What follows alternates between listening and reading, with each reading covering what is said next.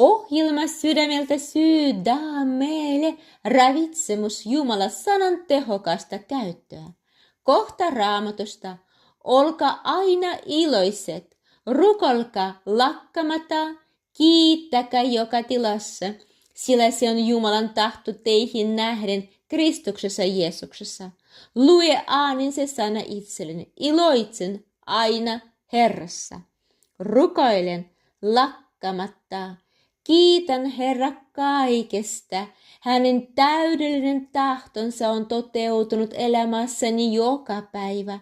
Ensimmäinen kirje Tesalonikalaisille luku 5 sekä 15-18. Kuuntele tarkkaan itsesi, istuta tämä sana mielesi ja ajattele sitä sanaa noin 2 sekuntia. Lue, puhu äänen, kuuntele, ajattele. Tämä on Jumalan sanan tehokasta käyttöä. Sen jälkeen rukoile pyhässä hengessä kielellä minuutin ajan.